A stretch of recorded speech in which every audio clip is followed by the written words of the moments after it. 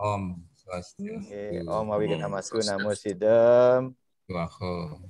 Om Tanme Mana Siwasam Kalpamastu. Bapak Ibu sareng sami penglingsir. Berjumpa kembali dalam kegiatan kita pada pagi hari ini membahas Bhagavad Gita. Dan hari ini kita akan memasuki sloka yang ke-21. Nanti kita akan bahas sampai sloka yang ke-25 aja yang keempat. Seperti biasa, sebelum kita mengawali kegiatan pada pagi hari ini, mari kita berdoa bersama-sama kepada Panitia Sang Dewasa, menyiapkan diri kita dengan baik supaya kita layak untuk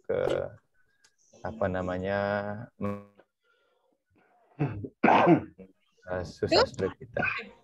Baik, kita awali dengan doa bersama-sama. Om Tanme Mana Siwasam Kalpamastu. Om Apavitra Pavitrawa Sarva Vastang Gatuk Semarit Pundarikasa Abahya Abhyantara Suci Sri Wisnu Sri Wisnu Sri Wisnu. Berikutnya Om Tat Sat Iti Srimad Bhagavad Gita Brahma Widyayam Yoga Sastre Sri Krishna Arjuna Samwade. Matur suksema. Kita awali membaca sloka yang ke-21. Sloka 21 kita bacaan bersama-sama. Kami dengan nada beriring.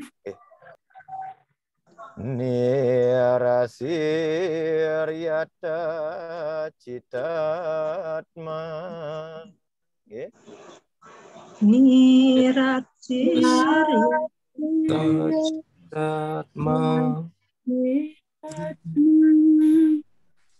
Yakta sarwa pariyagraha.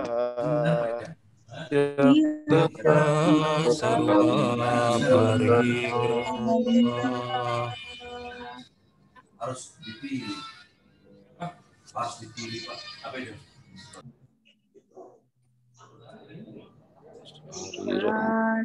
Dalam karma no kita bisa Purwana no bisa. Bapak Ibu, pemangkunya sepertinya terputus sedikit sebentar.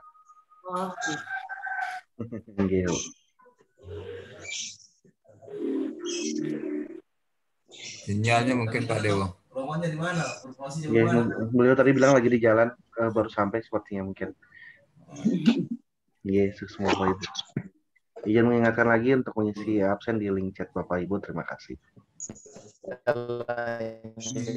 Nirasiryata citatma. Yakta sarwa parigraha. Hilang lagi. Kita hilang ya suaranya Tiang ya. Kalau nggak salah ya. Nggak hilang Pak Mangku, mungkin bisa diulang lagi Pak Mangku. Oke, kita ulang ya yang sloka yang 21 nih. Nirasiryata. Formasi ya. Kalau ketiga kan. Suaranya aja Mangku. Yakta sarwa parigraha. Yakta sarwa parigraha. Sariram kewalam karma. Sariram kewalam karma. Kurwana opnotikil bisam. Kurwana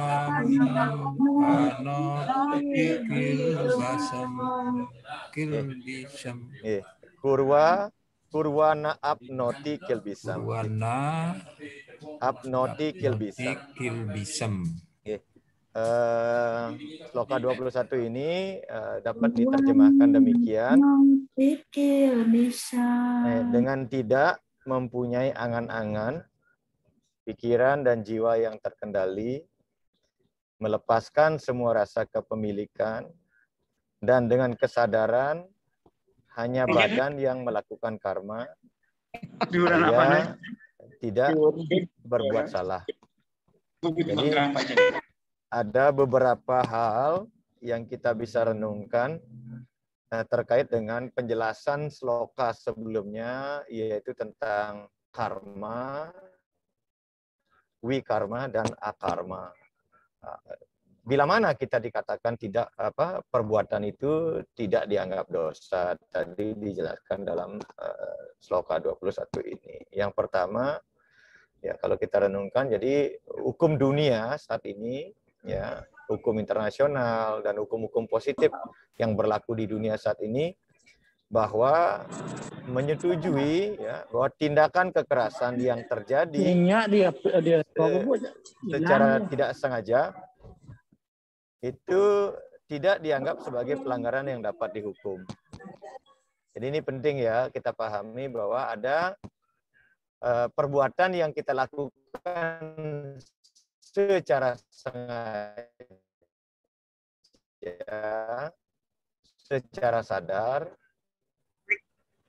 dan kemudian ada perbuatan yang kita jadi tidak sadar kita lakukan. Kemudian ada pekerjaan yang kemudian kita tidak sengaja kita lakukan. Jadi ada 3 hal ya. Pekerjaan yang atau karma yang kita lakukan secara sadar. Kemudian karma yang kita lakukan berasal dari luar kesadaran kita. Tidak sadar kita melakukan itu, tapi terjadi. Kemudian ada karma yang dilakukan tanpa sengaja atau tidak sengaja. Dan dijelaskan bahwa pekerjaan atau karma yang dilakukan, tindakan-tindakan kekerasan yang dilakukan karena ketidaksengajaan, itu dianggap bukan sebagai pelanggaran. Dan itu bisa, pekerjaan itu tidak bisa kemudian dikenakan hukum. Nah ini perlu kita renungkan demikian. Walaupun secara nyata, secara faktual, kadang-kadang ada sesuatu yang tidak lakukan secara tidak sengaja, kemudian itu dikenakan hukum. Nah, sebagai contoh sederhana, dapat saya ungkapkan, ya, jika seseorang mengendarai mobil di jalur yang benar, ya, dengan kecepatan yang memang sesuai, ya, dengan mata tertuju ke depan, dan tetapi tiba-tiba ada seseorang datang jatuh di depan mobil, ya, menabrakkan dirinya, entah apa, artinya tanpa kita yang melakukan pekerjaan itu sengaja untuk menabraknya, tapi ada tiba-tiba orang yang menabrakkan dirinya ke kendaraan kita dan meninggal dunia.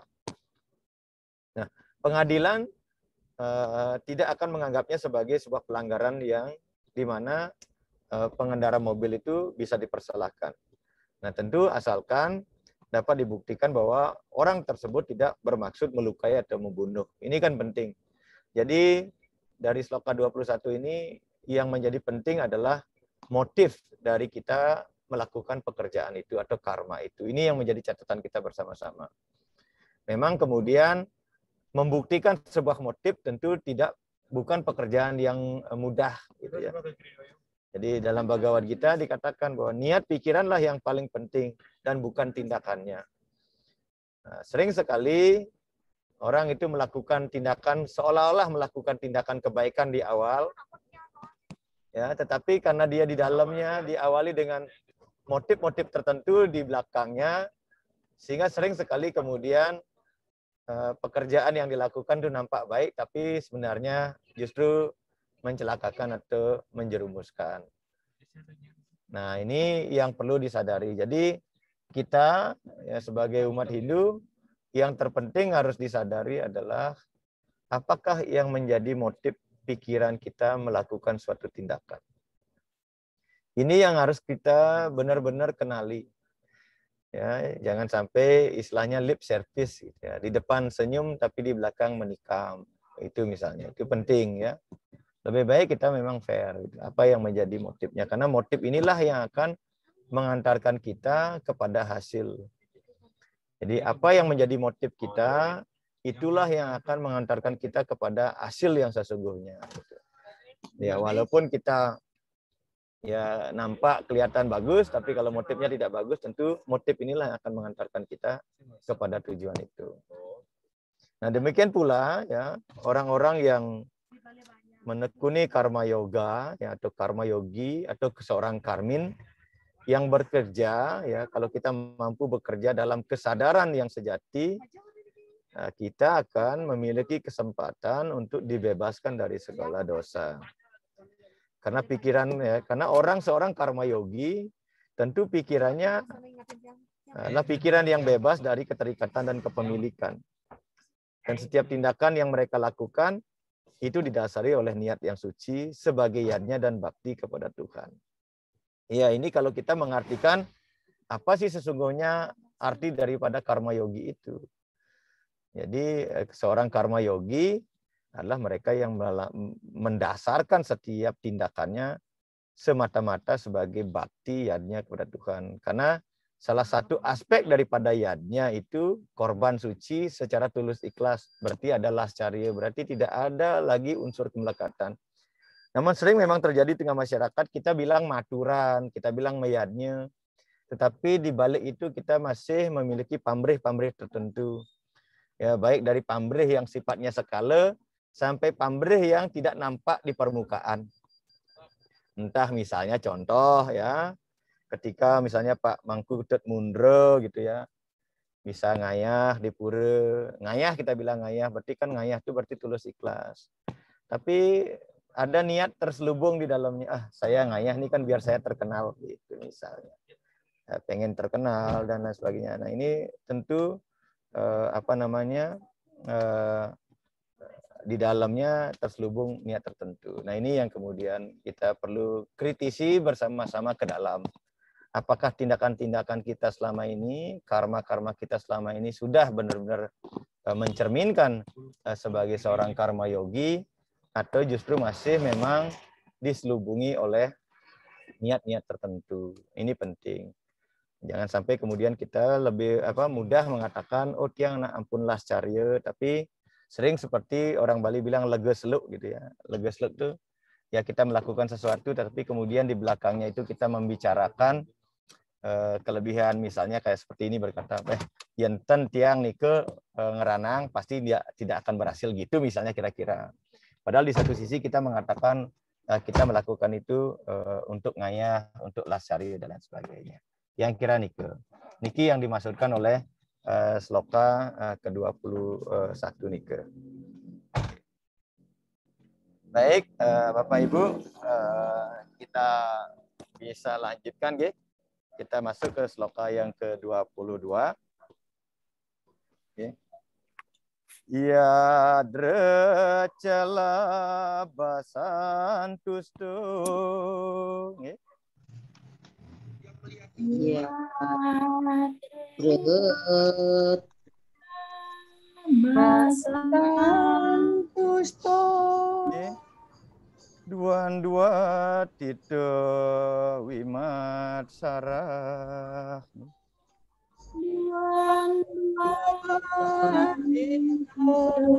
Dua tito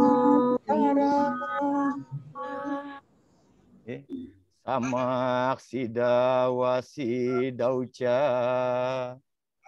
Samak sidawasi dauca. Karatua pina nibadiate. Karatua pina nibadiate. Okay. Yadra cala basantusto.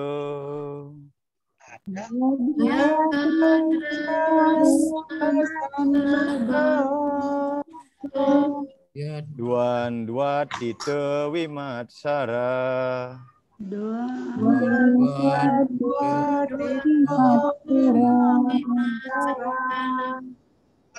Samak sidawa sidauca.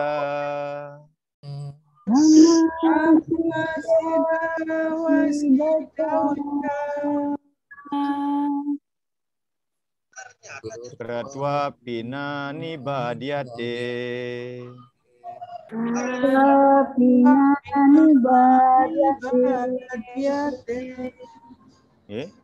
Ia yang puas hati dengan apa saja yang datang tanpa dicari, dan ia yang telah dapat mengatasi suka dan duka, yang terbebas dari rasa permusuhan, dan mempunyai perasaan sama di antara untung ataupun rugi, meskipun ya ia melakukan karma, ia tidak akan terikat olehnya. Nah, ini penting. Jadi ada beberapa catatan ya. Jadi orang yang dikatakan tidak terikat terhadap karmanya itu ciri-cirinya adalah ia yang selalu puas hati ya dengan apa yang datang tanpa pernah dicari ya. Kemudian ia sudah bisa mengatasi suka dan dukanya. Kemudian terbebas dari rasa permusuhan, rasa benci. Kemudian antara untung dan rugi, dia tetap memiliki kestabilan diri, ya, tidak terpengaruh. Ya, ini beberapa catatan yang kita bisa temukan di dalam sloka yang ke-22. Nah, tentu sloka ini kalau kita maknai bahwa dunia kita ini ya terikat oleh belenggu dualitas.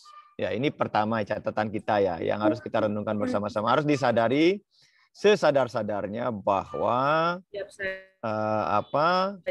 bahwa kehidupan ini dibelenggu oleh dualitas. Ya, itu penting untuk kita pahami. Sama seperti dua sisi mata uang.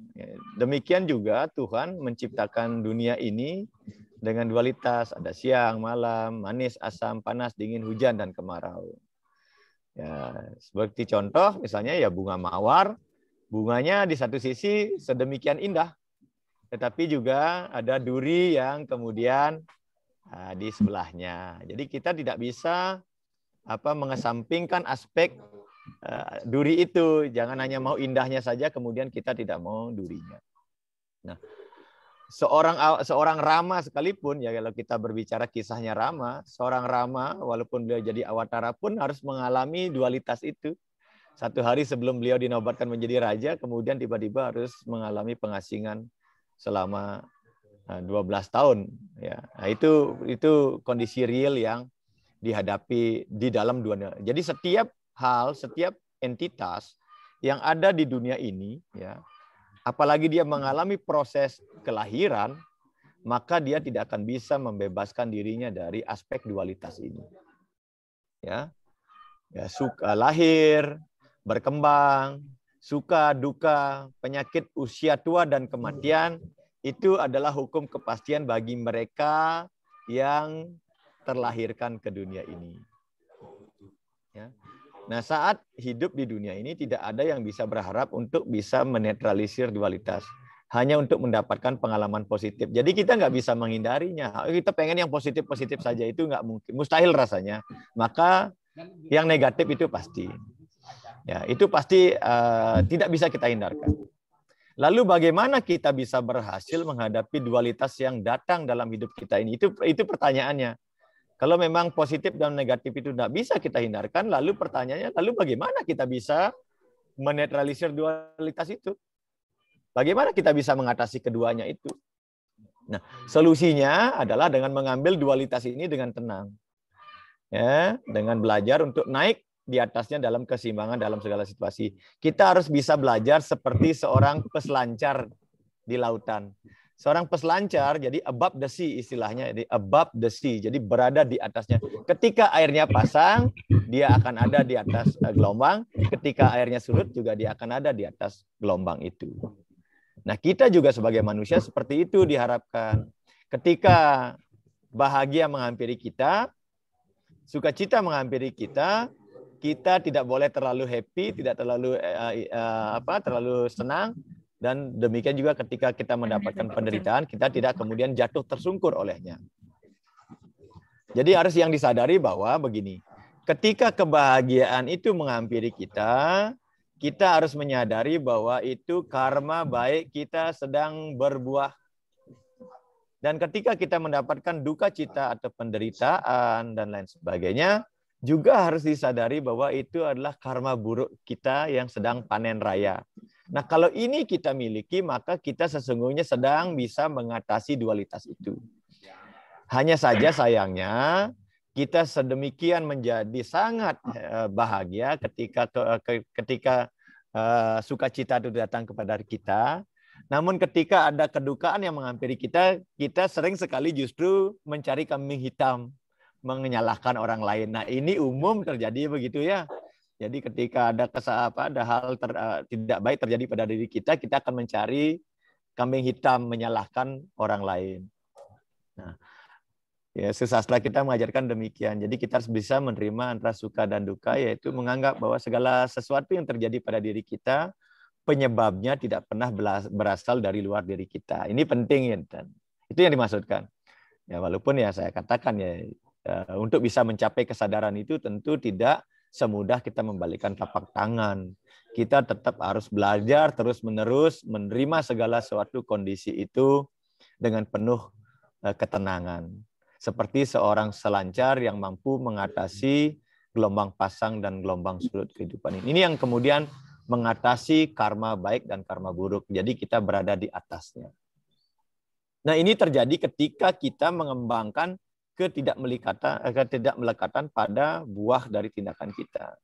Tentang diri kita sendiri, hanya dengan melakukan tugas kita ya sebagai yadnya, tanpa menambahkan hasilnya. Jadi tugas kita adalah bekerja, dan bekerja. Saya mengutip ungkapan indahnya Pak Mangku Ketut Mundre. Tugas kita adalah bekerja, ya, bukan pada hasilnya. Ya, biarkan saja kita kasih pekerjaan kepada Tuhan melalui alam semesta ini, melalui hukum retamnya untuk menghitung itu. Sudah wenten sangyang suratme, sane mencatat, ya, tidak pernah ngedip apapun yang kita lakukan, baik dalam tataran ideasi, pikiran, perkataan dan tindakan kita, baik yang kita sadari, yang bersumber dari luar kesadaran kita, maupun yang tidak kita sengaja. Biarkanlah itu menjadi tugasnya Sangyang Suratme untuk mencatat semua hal itu. Tugas kita adalah bekerja, dan bekerja, sehingga kita tidak perlu memikirkan apakah pekerjaan saya hari ini akan seperti apa. Tetapi perlu yang kita lakukan adalah bagaimana kemudian apa yang kita lakukan itu adalah karya-karya yang terbaik dalam hidup kita.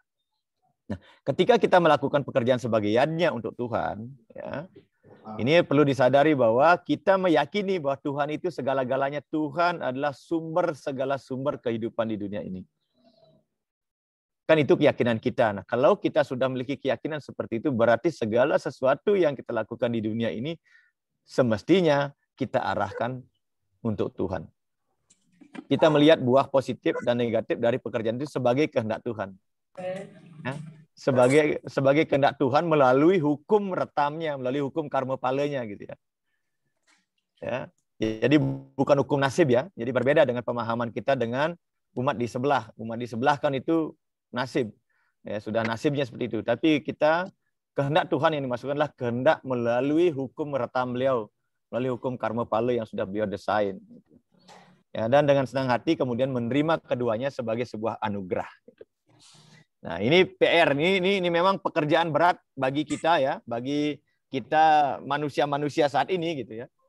Menerima keduanya dengan sukacita itu memang bukan pekerjaan yang saya katakan pekerjaan yang mudah, tapi memang perlu adalah pekerjaan perjuangan setiap hari, setiap saat untuk bisa masuk ke dalam pemahaman-pemahaman seperti itu. Itu yang kira Nike. Kita lanjutkan, Iji Dewa.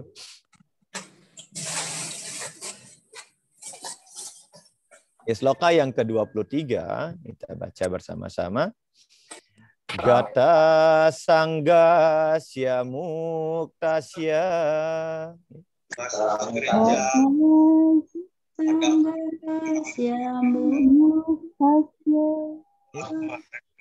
Jenana wasti Jenana wastita cetasa.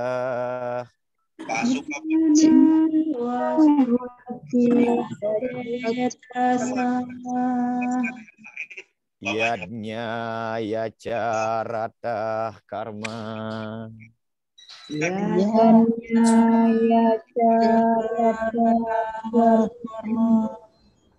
Samagram prawiliyate.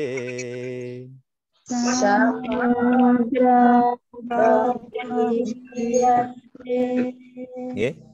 Gata sanggasya muktasya.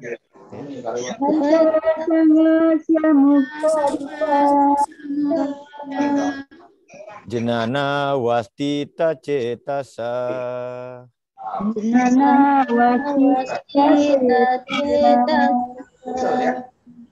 Yadnya yacarata karma.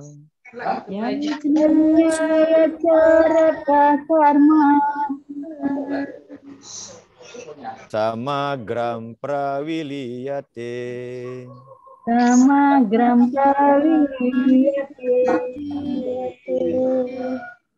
Bagi orang yang sudah terbebas dari ikatan kepamrihan diri pribadi, yang sudah terbebas dari rasa kepemilikan, dengan pikiran terpusat di dalam pengetahuan Atma.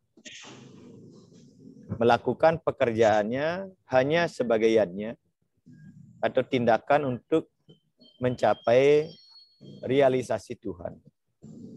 Segala karmanya mati tak bereaksi. Nah, ini penting. Ini sangat indah sekali. Ya. Jadi kapankah karma itu kemudian tidak menghasilkan reaksi? Ya, adalah itu ketika kita tidak pamrih lagi. Kita sudah mengatakan ini bukan milik saya. Ya. Pesan dari sloka 23 ini saya analogikan sederhana seperti ini. Selama ini kita selalu berpikir bahwa ini milik saya. Ini istriku. Ya, ini pacarku, ini handphoneku, ini mobilku, ini pekerjaanku, ini kantorku, ini jabatanku. Ya. Kita mungkin jarang berpikir seperti ini. Segala sesuatu yang saat ini ada bersamaku hanya mengalir melalui badan ini. Tadinya belum ada, sekarang ada, dan nanti tidak akan ada. Di renungannya seperti itu. Semestinya kita merenung bahwa segala hal yang saat ini ya sedang bersama kita, sesungguhnya kita tidak pernah menjadi pemiliknya seutuhnya. Sebelumnya tidak ada bersama kita. Hari ini bersama kita dan suatu saat dia akan kembali tidak bersama kita. Entah karena rusak, entah karena hilang, entah karena ada yang mengambil, dan lain sebagainya. Nah, dalam sloka ini Sri Krishna kemudian merangkum kesimpulan 5 sloka yang kita sudah bahas, ya 21, 20, 19, 18, 17, dan 16, menjadi beberapa catatan kita. Yang pertama, menjadi mati. Kapankah kemudian karma itu menjadi mati tak ada bereaksi? Artinya karma itu tidak lagi memberikan reaksi apapun. Jadi tidak baik dan tidak buruk, tetapi dia sudah mengatasi baik dan buruk itu. Artinya dia sudah berada di atas baik dan tidak baik itu. Itu maksudnya disebut dengan karma menjadi mati tanpa reaksi. Jadi dia sudah mengatasi subho dan asubho karma itu. Yang pertama adalah terlepas dari ikatan kepamrihan diri pribadi. Nah, tentu ini menjadi di pertanyaan kita ke dalam, apakah pekerjaan saya saat ini sudah bisa terbebas dari ikatan kepamrihan pribadi, kemudian terbebas dari rasa kepemilikan. Ya, dengan menyadari bahwa segala hal yang ada di dunia ini sesungguhnya adalah milik Tuhan, bukan milik kita. Karena kita bukan empunya. Karena yang menjadi sumber dari segala sumber empunya adalah Beliau, Tuhan yang Maha Kuasa. Kemudian pikiran kita terpusat di dalam pengetahuan Atma. Apakah kemudian pengetahuan yang kita miliki saat ini sudah kita arahkan untuk pembebasan Sang Atma, atau justru untuk membebani Sang Atma? Nah, ini kan kembali pertanyaannya ke dalam. Kemudian yang keempat, melakukan pekerjaan sebagai yadnya. Apakah benar pekerjaan saat ini yang sudah saya lakukanlah sebagai yadnya?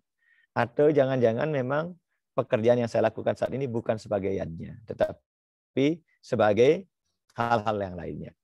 Untuk mendapatkan prestise dan sebagainya. Ya, kalau keempat hal ini kita bisa lakukan, maka di sanalah pada saatlah kemudian dikatakan bahwa karma itu sudah akan bisa mengatasi subha dan asubha karma. Atau dianggap karma itu tidak akan lagi memberikan reaksi baik dan buruk, tetapi sudah bisa mengatasinya.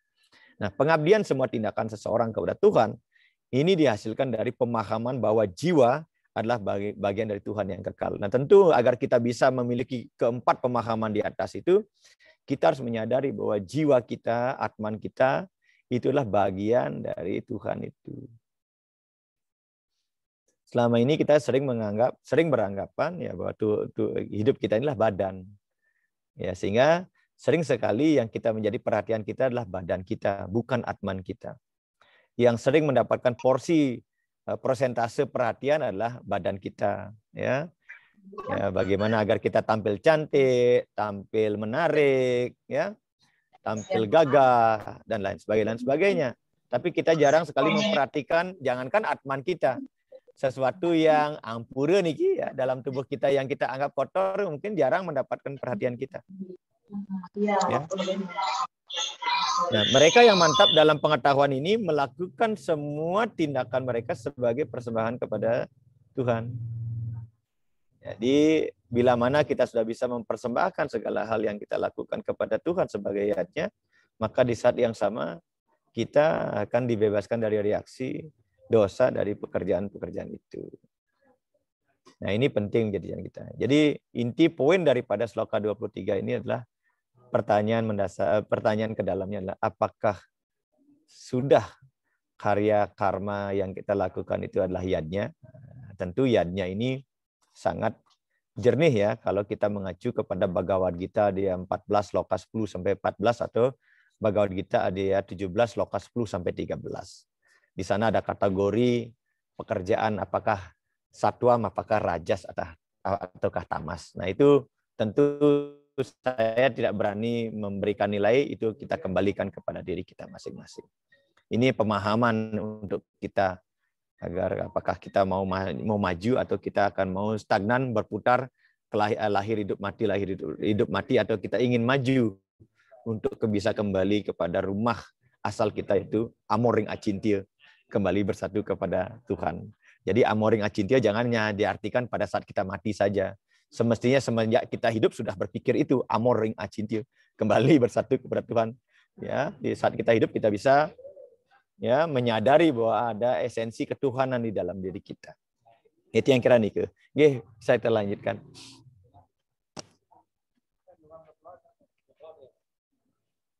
Sloka yang ke-24, Bapak ini mantram indah ya. Nah, ini penegasan lagi. Ini tentu pernyataan yang harus kita yakini seyakin-yakinnya. Brahma Rapanam, Brahma Hawir. Brahma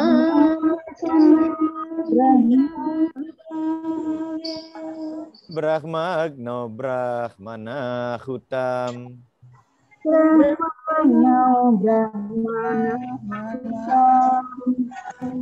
Brahmaiwate Nagantawyam.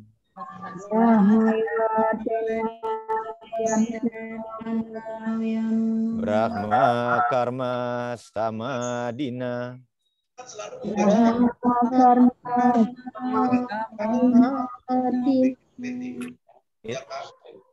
Brahma Rapanam, Brahma Hawir.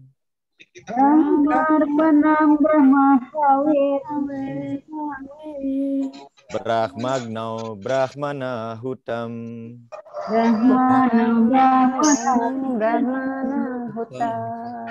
Brahmaiwate Nagantawyam.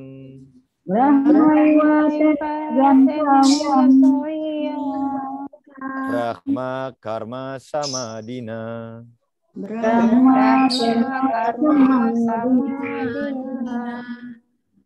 Jadi baginya ya semua pelaksanaan yadnya itu adalah Tuhan Brahma Arpanam. Jadi segala sesuatu yang selama ini kita persembahkan itu sesungguhnya adalah Tuhan itu sendiri. Arpanam, mengarpanakan, mempersembahkan. Jadi apapun yang kita persembahkan sebagai yadnya itu sesungguhnya adalah Tuhan. Karena Tuhan meresapi segala-galanya. Tidak ada sesuatu di dunia ini yang tidak diresapi oleh Tuhan. Ya. Brahma hawir, hawir itu hawa, hawan. Ya. Ya. Persembahan minyak sapi yang dituangkan ke dalam api suci itu juga adalah Brahman. Ya. Brahma hawir.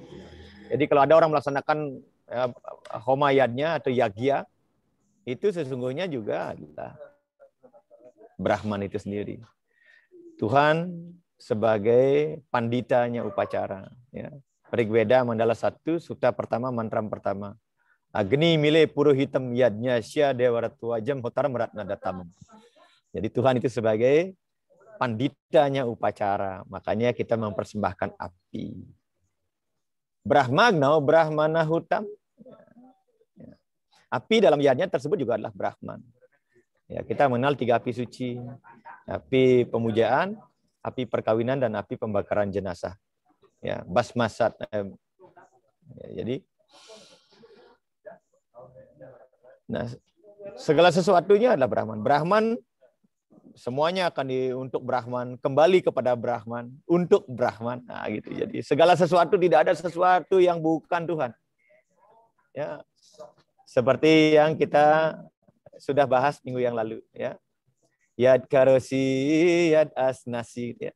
Wahai apapun yang engkau lakukan, ya, tad arpana, tad kuruswa, mat arpanam. Lakukanlah itu sebagai persembahan kepada Tuhan. Jadi yad karosi, yad asnasi, ya, tad kuruswa, mat arpanam. Jadi sekarang di sloka yang 24 ditegaskan lagi. Ini pernyataan bahwa tidak ada sesuatu di dunia ini yang bukan Tuhan. Nah, kita sudah meyakini itu bahwa Tuhan itu segala-galanya. Wiyapi, wiyapake. Tuhan ada di mana-mana. Walaupun ya kemudian kita sering menolaknya. Kita selalu hanya beranggapan bahwa Tuhan itu hanya ada di pura. Tuhan hanya ada di tempat-tempat yang suci. Kemudian kita menolak kalau Tuhan juga berada di tempat yang tidak pernah kita sangka gitu. Kita sering berdoa, Om Manu Badrah Kertawayantu Wiswatah. Ya Tuhan, semoga pikiran yang benar datang dari segala penjuru. Karena kita menyadari bahwa Tuhan itu berada di mana-mana. Tetapi kemudian kita tidak bisa menerima kalau kebenaran itu disampaikan oleh anak kecil. Disampaikan oleh orang yang dekil. Disampaikan oleh orang yang kita anggap gila. Ya, disampaikan oleh orang yang kita anggap tidak berpendidikan. Padahal kita setiap hari berdoa seperti itu. Nah, ini kan dalih-dalih pikiran kita. Di satu sisi kita meyakini Tuhan itu ada di mana-mana dan bisa dari mana-mana dan bisa berada pada apa saja. Tapi sering sekali pikiran kita berdalih, kita menolak dan tidak menerima kalau Tuhan itu bisa datang dari siapa saja, kebenaran itu bisa datang dari siapa saja, dan kebenaran bisa bersumber dari apa saja. Nah, ini tentu permasalahannya tidak ada pada Tuhan, tapi permasalahannya ada pada diri kita. Ya, pada tingkat pemahaman kesadaran kita, bukan pada orang lain. Ya, faktanya benda-benda dunia ini terbuat dari maya, energi material Tuhan. Nah, energi adalah satu dengan energinya. Tetapi sekaligus juga berbeda. Ini sama dengan matahari dengan sinarnya. Matahari dan sinarnya adalah sesuatu yang tidak bisa dipisahkan. Walaupun memang keduanya adalah sesuatu juga aja yang berbeda. Gitu. Nah, sama dengan diri kita. Antara diri kita, antara badan dengan jiwa kita adalah sesuatu yang tidak bisa kita pisahkan. Walaupun memang keduanya juga berbeda. Ya, seperti itu. Panca Mahabhuta kita diresapi oleh Tuhan. Nah, diresapi oleh Tuhan. Dan Panca Mahabhuta adalah Tuhan itu sendiri. Tetapi juga sekaligus antara Panca Mahabhuta dengan Atman adalah sesuatu juga yang berbeda. Nah, ini pemahaman holistik yang seperti ini yang harus kita pahami terus-menerus. Sehingga kita nanti lambat laun akan memiliki pemahaman yang lebih utuh tentang konsep ketuhanan di dalam Hindu. Jadi kita tidak akan bisa berbicara Tuhan secara parsial, bahwa Tuhan itu hanya ada di luar. tetapi juga ada di dalam dan lain sebagainya. Misalnya cahaya adalah energi api itu. Nah, kita bisa menganggap berbeda dari api dengan cahaya itu. Karena ada di luar, ya. Kita menganggap cahaya itu kan ada di luar api. Tapi juga bisa diperhitungkan bahwa bagian dari api itu sendiri, bahwa kita nggak bisa memisahkan antara cahaya dengan api itu sendiri, antara matahari dengan sinarnya, antara Tuhan dengan para dewa nggak bisa kita pisahkan. Selama ini kan banyak orang berteori, wah Tuhan itu berbeda dengan dewa, dewa itu ciptaan Tuhan. Ya, sehingga kita mengkotak-kotakan bahwa antara Tuhan dengan para dewa itu berbeda. Padahal kita sesungguhnya nggak bisa memisahkan antara Tuhan dengan dewa, antara matahari dengan sinarnya. Betara dengan Tuhan itu berbeda. Wah, ya, betara dengan leluhur itu berbeda. Wah, ini kan perdebatannya menjadi alot. Sehingga muncullah pemikiran-pemikiran parsial tentang ketuhanan kita. Padahal antara leluhur, betara, dewa dengan Tuhan itu sesuatu esensi yang tidak bisa kita pisah-pisah. Itu tidak bisa kita pisah antara cendana dengan bau cendana. Mustahil rasanya ada bau cendana kalau tidak ada cendananya. Sering sekali kita mempersoalkan hal yang seperti itu. Demikian pula jiwa, sekaligus satu dengan Tuhan. Dan memang berbeda dengan Tuhan. Ini harus kita pahami. Dia sama tetapi juga sekaligus berbeda. Oleh karena itu, mereka yang pikirannya sepenuhnya sudah terlelap pada kesadaran melihat Tuhan seperti ini, maka sesungguhnya dia akan mengalami kesatuan dengan Tuhan. Ini penting ya. Jadi kalau kita sudah bisa masuk ke dalam kesadaran ini, sesungguhnya pada saat yang sama kita sudah bersama Tuhan gitu. Itu yang harus kita paham.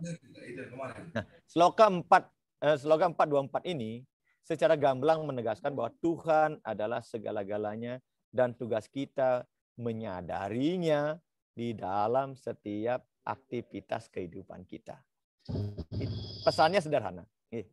Jadi harus menyadari Tuhan itu sebagai segala-galanya dan kemudian tugas kita adalah menyadari keberadaan beliau di dalam setiap sekecil apapun kita melakukan aktivitas. Inilah yang kemudian kita dikatakan sebagai seorang karma yogi. Itu yang kira nih. Ini lanjut, Ji.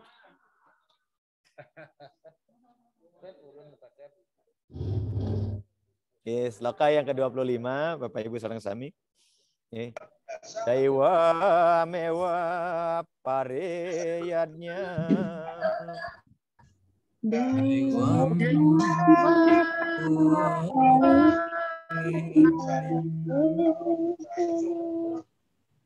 Yogi nakpar yupasate. Yogi nakpar yupasate. Brahmagnawa pareyadnya.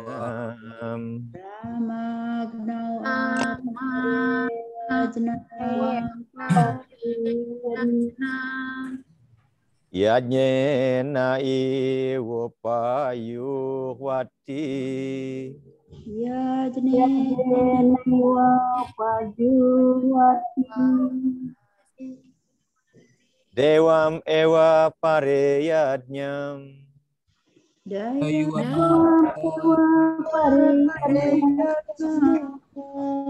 Yogina paryupasate.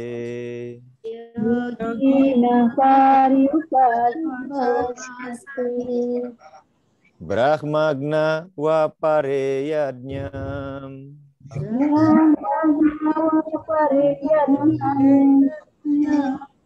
Yagne no naiwo payuhwati.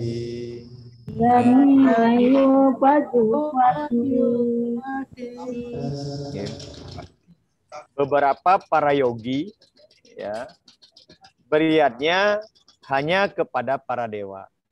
Ini nanti akan sangat mengkritik sekali. Beberapa para yogi beriatnya hanya kepada para dewa.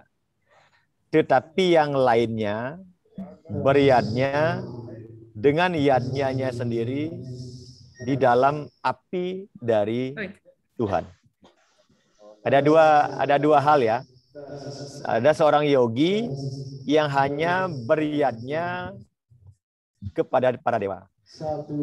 Dan yang lainnya beriadnya dengan yadnya sendiri di dalam api Tuhan itu. Apakah maksud dari sloka 25 ini? Ini ada seolah-olah kok kontradiktif itu. Oke, kita lanjutkan. Ya. Jadi korban suci atau yadnya harus dilakukan dalam kesadaran sejati sebagai persembahan kepada Tuhan Yang Maha Esa. Ini yang pertama. Ini diulang lagi. Jadi korban suci atau yadnya itu dilakukan dalam kesadaran. Jadi ketika kita melaksanakan yadnya itu harus dalam kondisi sadar. Jangan melakukan yadnya itu tanpa kesadaran. Makanya di dalam Manawa Dharma Sastra, dia 7 sloka yang ke-10, di sana sangat dijelaskan. Dasar orang melaksanakan yadnya itu ada 5 hal. 1, iksa. Ya, iksa. Tujuannya harus tahu dulu. Mengapa dia melaksanakan yadnya, untuk apa yadnya itu dilakukan, iksanya. Ya. Yang kedua, sakti. Sakti itu kemampuan. Tidak saja kemampuan finansial, tetapi juga kemampuan memahami upacara itu. Kalau ada orang melaksanakan upacara yadnya tanpa memahami maknanya, itu yang dibilang melakukan yadnya tanpa kesadaran gitu. Ya, berarti kesaktiannya tidak ada. Jadi dia nggak memiliki kesadaran ketika dia melaksanakan yadnya tanpa memiliki kesaktian.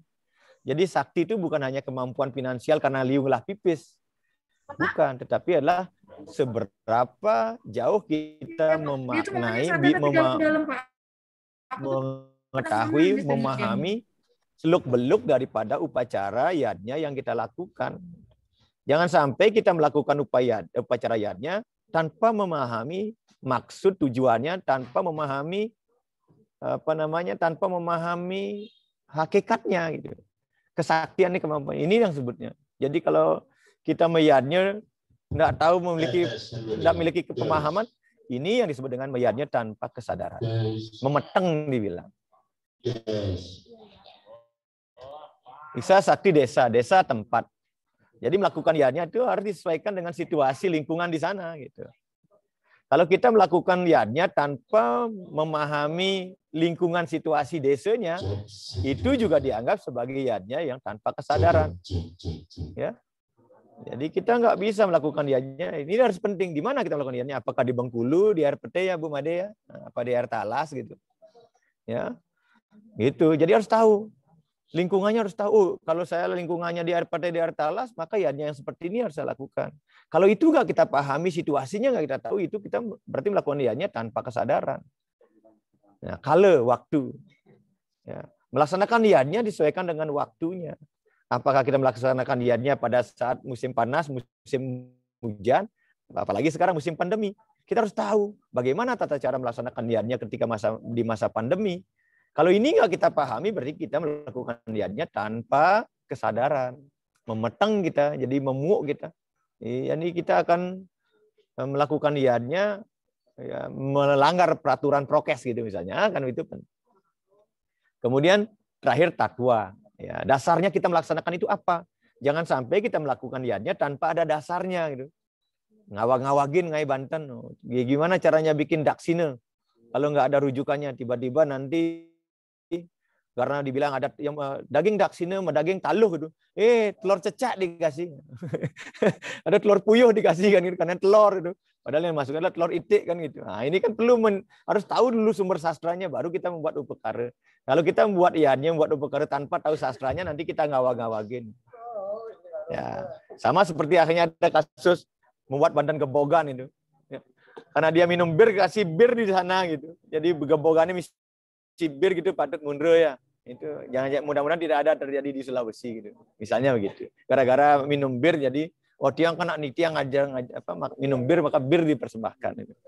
Ya, jangan sampai ada nanti kasus karena dia memakai narkoba dipersembahkan. Nah, ini kan penting. Beragama itu kan dua, perasaan dengan logika. Nah, itu saya setuju. Jadi menggabungkan antara rasa dengan rasio kan gitu ya. Rasa dan logika itu. Jadi ini penting. Jadi Sloka 25 itu maksudnya seperti itu. Jadi faktanya namun ya, pemahaman orang berbeda-beda. Sehingga dia melakukan pengorbanan pun dengan cara yang berbeda-beda, dengan kesadaran yang berbeda-beda gitu.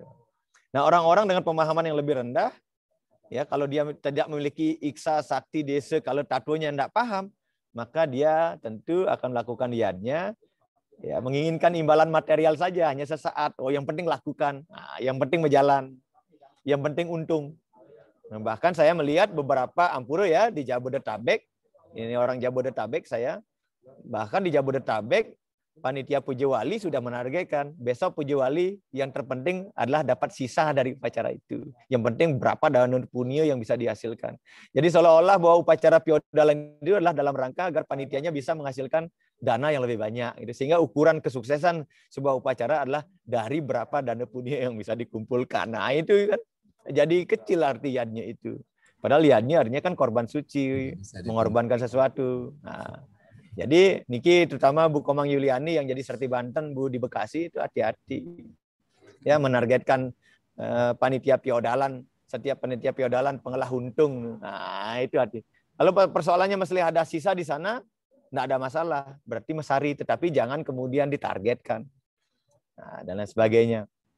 Nah, Banten irit-iritang gitu. Nah, ya ini penting. Ini karena kita menginginkan imbalan material. Ingin mendapatkan sesuatu lebih dari berarti kita melakukan niatnya itu tanpa kesadaran. Itu yang dimaksudkan oleh sloka ini. Oke, lanjut, Ji.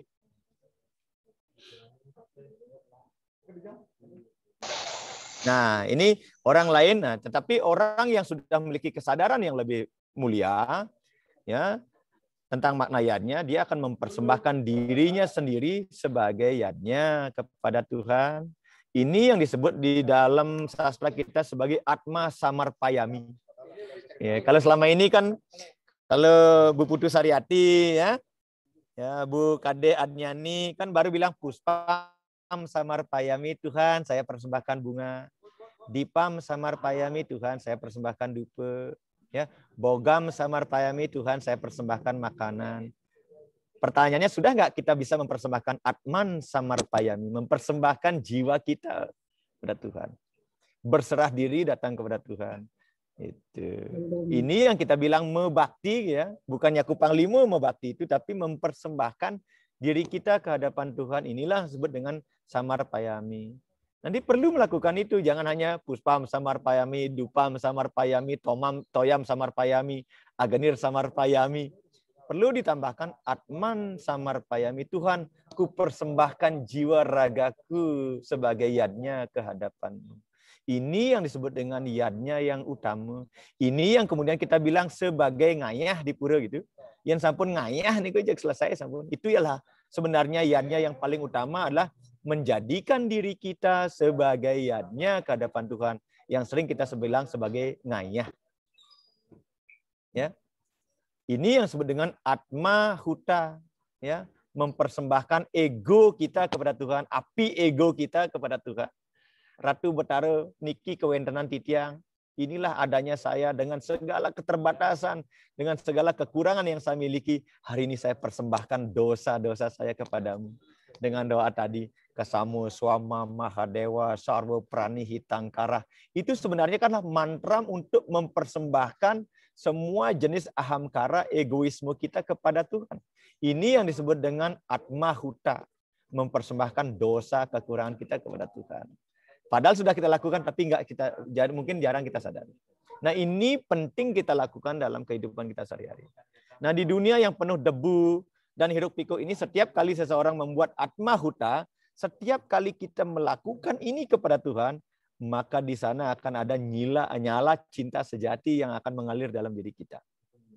Ya, maka akan ada ledakan anugerah yang tak terhingga yang akan terjadi pada diri kita. Kalau kita bisa melakukan ini, yakinilah bahwa ketika kita bisa mengatakan bahwa saya mempersembahkan diri saya sebagai yadnya, swadhyayanya. Ada Bhagavad Gita ada 4 sloka 28 ini akan kita bahas. Di sana ada Drweya yadnya, Tapo yadnya, Brahma yadnya, Jenana yadnya, Swadhyaya yadnya. Jadi ketika kita bisa mempersembahkan diri kita sebagai yadnya kepada Tuhan, maka di sana akan ada ledakan anugerah yang tak terhingga. Entah datang dari mana anugerah itu tidak pernah kita pikirkan. Siapa menyangka Bu Giri Adnyani kok tiba-tiba duduk di teras level 1 sekarang di Kemenkrab. Itu anugerah yang luar biasa karena beliau sudah mendedikasikan hidupnya sebagai yadnya. Nah, itu luar biasa gitu. Siapa menyangka? Tidak ada yang tahu bahwa ada karunia Tuhan yang mengalir yang tidak pernah kita sangka kalau kita melakukan menggunakan diri kita sebagai as a tool, ya. Ya Tuhan, gunakanlah tubuh saya sebagai yadnya. Makanya kita harus berdoa, Tuhan semoga hidup saya hari ini bermanfaat bagi kebahagiaan orang lain. Berarti kalau kita sudah berdoa seperti itu, kita sudah mempersiapkan diri kita sebagai yadnya untuk Tuhan. Tapi bagaimana proses mempersembahkan diri kita sebagai yadnya? Itu pertanyaan lagi gitu. Ya. Ini dilakukan dengan menyerahkan diri kita sepenuhnya kepada Tuhan. Penyerahan diri ini tentu memiliki beberapa aspek. Ya, saya kutipkan Adiaya 18 sloka 66. Di sana dijelaskan dengan sangat indah. Ya, sarwa dharman parityaja mame kam saranam braja aham tua sarwa papebyo moksa siami masuca. Jadi setelah menanggalkan semua kewajiban kita, artinya kita sudah mendedikasikan seluruh tugas-tugas kita, maka kita di saat yang sama kemudian kita mencari perlindungan kepada Tuhan. Tidak perlu bersedih, maka semua dosa kita akan diambil oleh Tuhan dan kemudian dibebaskan. Artinya apa? Yang perlu kita lakukan saat ini adalah menyerahkan diri kita sepenuh hati kepada Tuhan. Jadikan diri kita sebagai alat bagi Tuhan untuk melakukan karma-karma yang terbaik. Sehingga setiap esensi, tangan kita, kaki kita, mulut kita, lidah kita, telinga kita, hidung kita, sesungguhnya lah alat bagi Tuhan untuk melakukan yadnya. Makanya di dalam Vedanta dikatakan begini, kuciptakan mulut bagimu adalah untuk mengatakan kebenaran, bukan untuk menggosip. Kuciptakan tangan bagimu adalah agar engkau bisa melakukan karya-karya yang terbaik, karya-karya yang terindah, bukan untuk menyakiti orang lain. Kuciptakan kaki menghadap ke depan agar engkau bisa melangkahkan dirimu di jalan kebenaran, bukan untuk menentangnya. Kuciptakan telinga bagi dirimu agar engkau bisa mendengarkan kebenaran, bukan mendengarkan gosip. Dan kuciptakan mata bagimu agar engkau bisa melihat keindahan dunia ini, bukan melihat kejelekan dan kelemahan orang lain. Wah, itu Vedanta, itu pesannya sangat indah seperti itu. Dan tentu ini yang harus kita lakukan terus-menerus ya di dalam kehidupan kita sehari-hari. Bapak Ibu Mas Dharma sareng sami yang kira nih ke 5 sloka yang kita bisa bahas hari ini, bagaimana caranya agar kita bisa mendesain diri kita untuk bisa bermanfaat bagi kehidupan ini, bagi Sang Atma yang ada dalam diri kita, dan tentunya bagi Sang Atma, bagi Tuhan, bagi percikan-percikan Tuhan yang ada di dalam setiap entitas yang lain. Yang kira Nike yang dapat yang sampaikan, tentunya diskusi ini akan menjadi sangat menarik. Sampun Wedan Pak Madewi Rawan, sampun kenyam-kenyam panggih titiang. Yang kembalikan kepada Haji Dewa. Raris Haji Dewa, yang sinap dengan Prama Santi. Om Santi, Santi, Santi, Om. Suksema.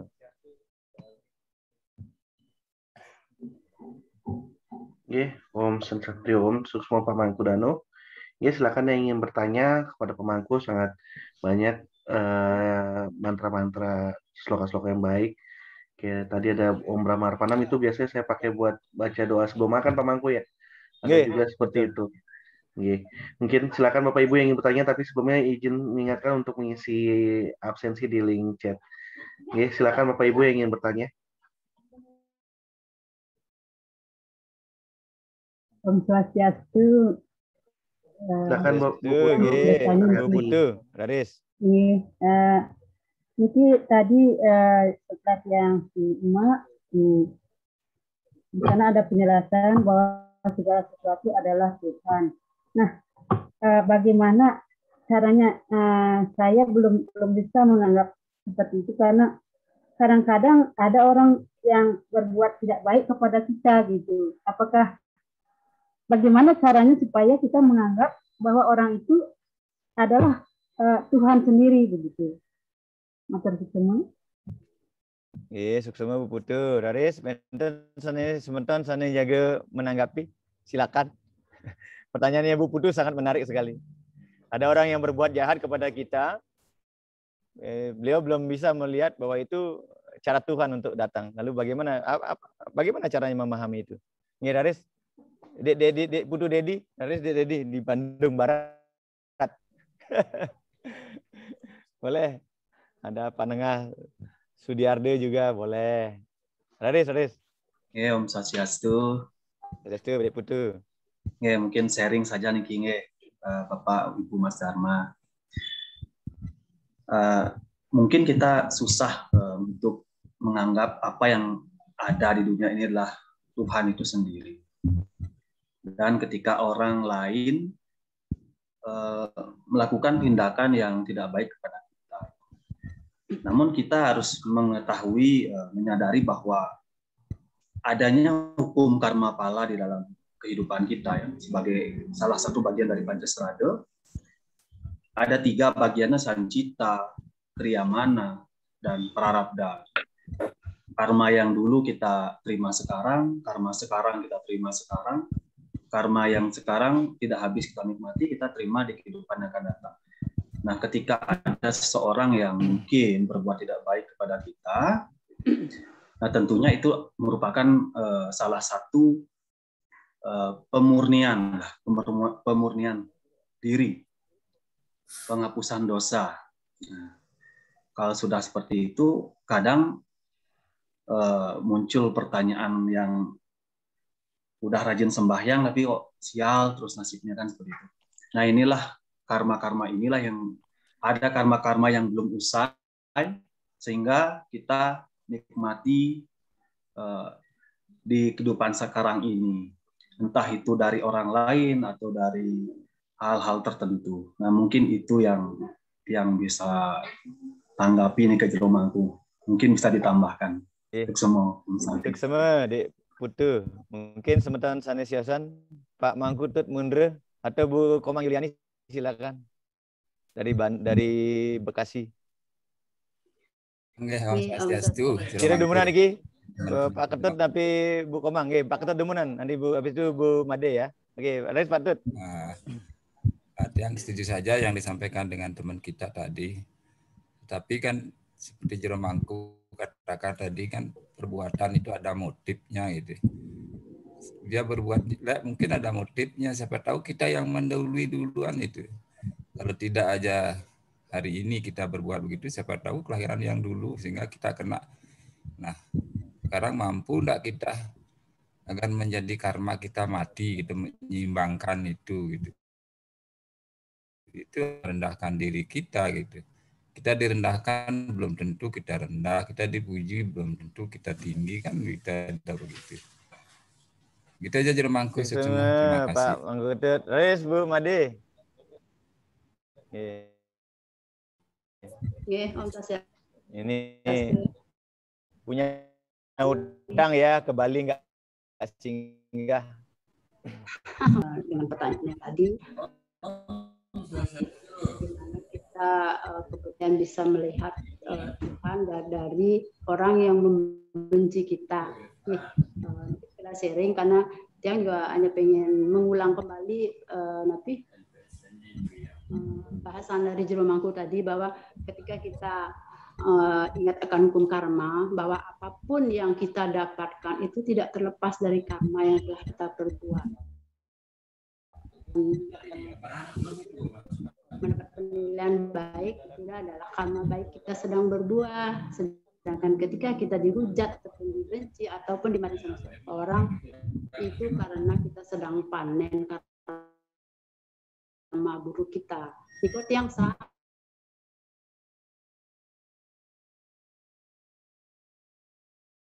Berbuat baik awal dari berbuat baik.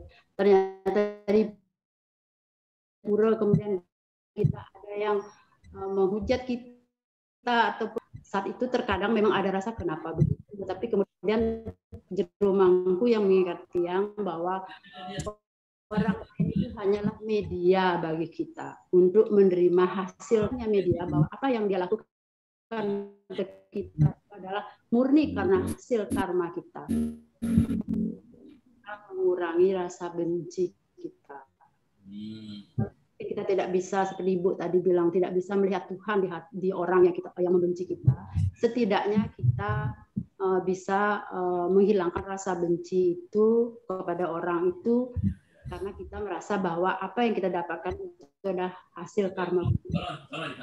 Lagi yang saya ingatkan, ketika kita mendapat mendapat perlakuan jelek dari seseorang, kita seharusnya bersyukur karena karma jelek kita sudah berbuah, sehingga kita tidak perlu lagi menikmati karma buruk kita di kehidupan kita di masa depan. Itu hanya sekadar sharing, untuk meningkatnya juga masih sekadar, tapi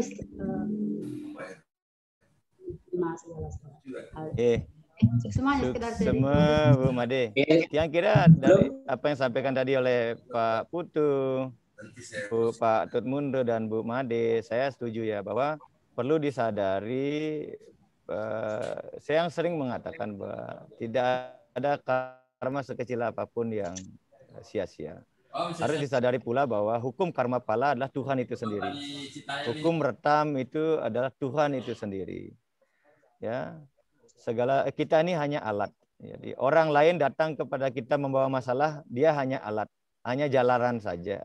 Tetapi kita bisa melakukan langkah-langkah besar adalah ketika ya kita menganggap orang lain membawa masalah kepada kita, sepanjang kemudian kita tidak bereaksi terhadap apa yang dia lakukan itu, maka kita sebenarnya pada hari itu sudah bisa memutus rantai kebencian atau rantai masalah itu. Namun ketika kita bereaksi kembali terhadap apa yang terjadi pada diri kita, sesungguhnya kita akan memperpanjang rangkaian itu. Jadi tugas kita adalah kemudian ketika ada orang lain anggaplah membawa masalah kepada kita, kita tidak perlu meresponnya, selesaikan di sana. Maka kita tidak akan memperpanjang rangkaian putaran daripada karma tidak baik itu. Ini caranya menghentikan putaran karma, adalah dengan cara kemudian tidak meresponnya. Makanya dikatakan melampaui baik dan buruk itu. Jadi kita tidak perlu meresponnya. Ya udah selesai. Saya pernah menulis begini. Ketika kita mengalami kesakitan, ketika kita sakit sekali nih. Ya, saya pernah sakit dan kemudian saya menyadari bahwa pada saat sakit sesungguhnya adalah saat yang paling indah kita sedang melunasi hutang-hutang kehidupan kita. Seperti Bu Made katakan tadi. Ketika kita sakit itu adalah saat yang paling indah kita melunasi karma buruk kita. Ya. Ketika kita sakit kemudian berpikir nyen ngelayain tiang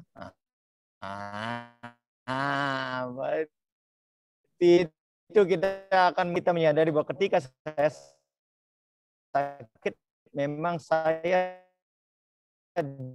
disnya sakit. Saya yang terhindar dari itu. Suka, duka, usia tua, penyakit dan kematian. Tidak ada manusia yang tidak akan. Tetapi yang berbeda adalah tidak semua orang kemudian mampu menerima kondisi itu. Ya.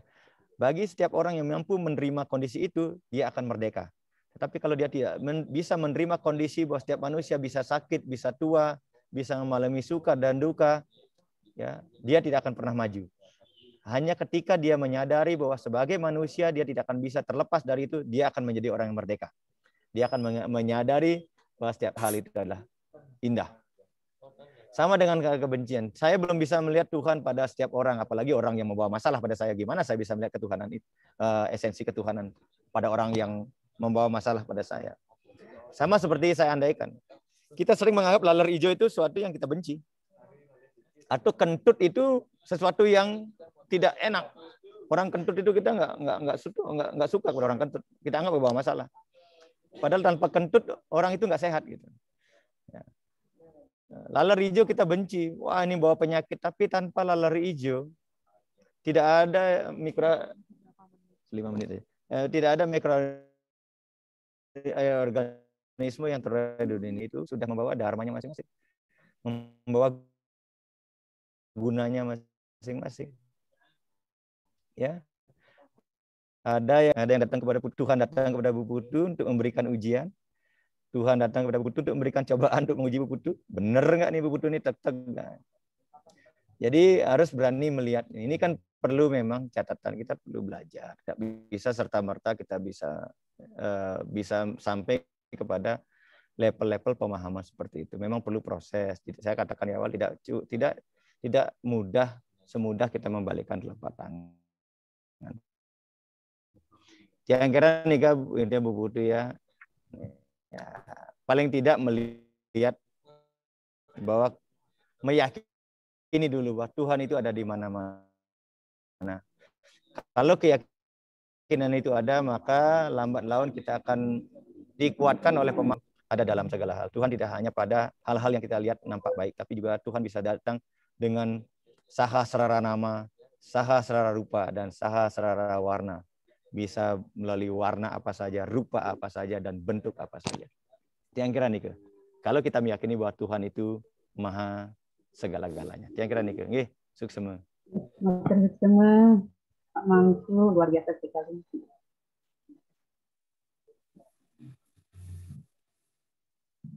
Ya, semua Bapak Ibu. Pak Mangku, sepertinya mau ada acara Pak Mangku. Kita cukupkan di sini Pak Mangku.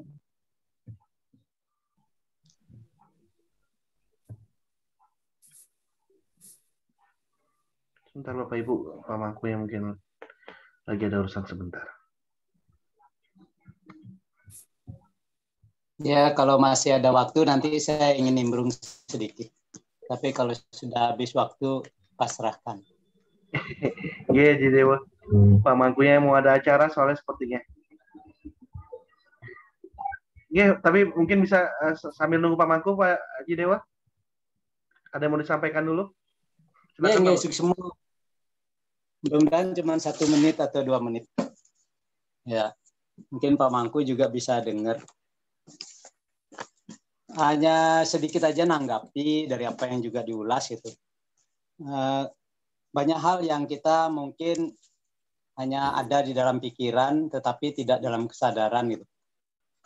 Nah, kata bebas bukan juga berarti tidak mengalami. Nah, ini juga perlu dicermati. Nah, justru sebaliknya, kita bisa mengalami sesuatu yang sangat ekstrim, tetapi kenapa bisa bebas dalam mengalaminya gitu. Kemudian menjadi tugas berat kita untuk menjadi sadar. Gitu. Jadi bukan kita balik gitu, tugas yang tidak mungkin bisa dilaksanakan itu kalau kita hanya menggunakan kemampuan diri sendiri. Kemudian itu di Sloka 2122. Di Sloka 23, karma sebagai persembahan dengan pengetahuan Atman. Nah, ini yang perlu dicermati gitu. Jadi ini bukan konsep, tapi memang real ketika kita mulai mengarahkan bahwa apa yang kita lakukan itu sebagai persembahan, tapi dasarnya adalah pengetahuan Atman. Tidak hanya mengetahui Atman, tetapi juga menggunakan pengetahuan yang diketahui oleh Atman itu sendiri. Nah, ini agak sulit tentunya. Kemudian kalau kita lihat lagi, tadi ada ungkapan dalam bentuk analogi gitu. Kita bisa artikan Siwa adalah Tuhan misalnya. Tetapi Tuhan itu bukanlah Siwa. Kalau dianalogikan bagaikan air laut yang dibandingkan dengan lautan gitu.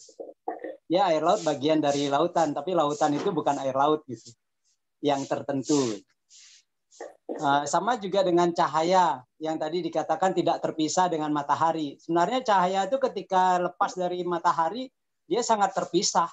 Dan dia berjalan terus sesuai dengan alur kemampuan dari cahaya itu.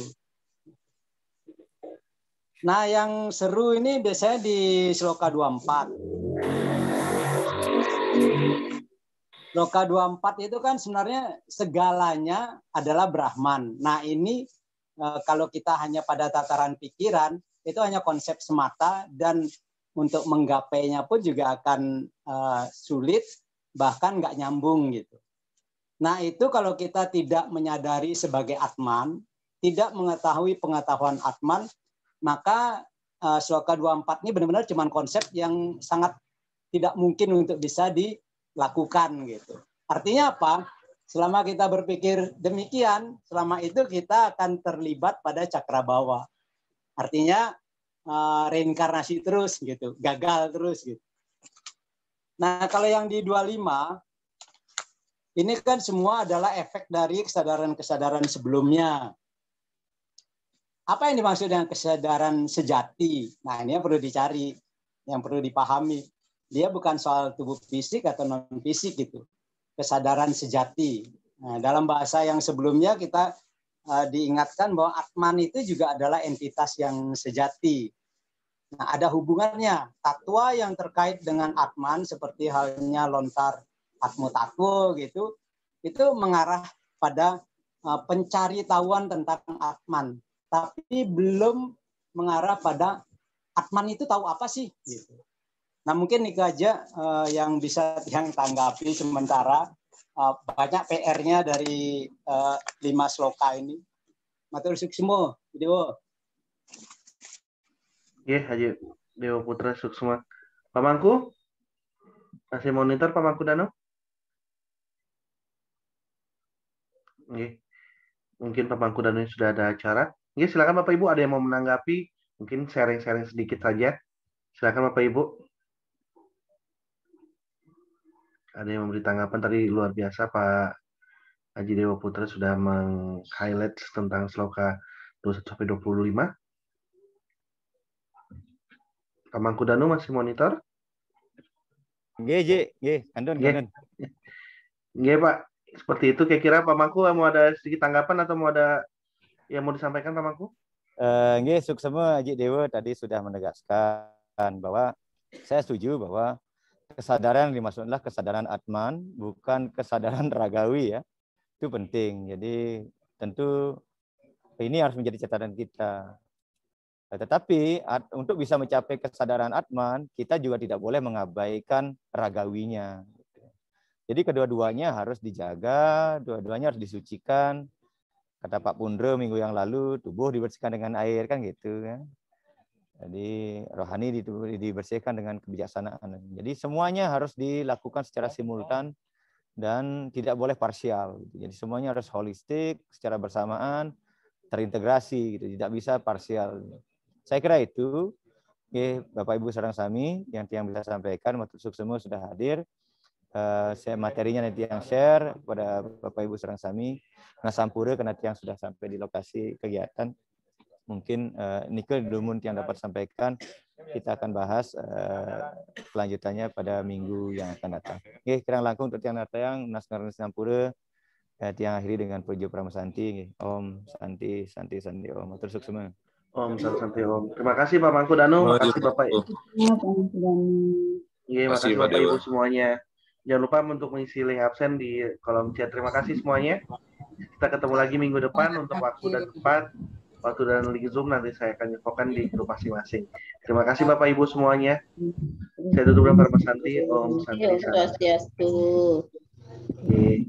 Yesus Bapak Ibu. Bersama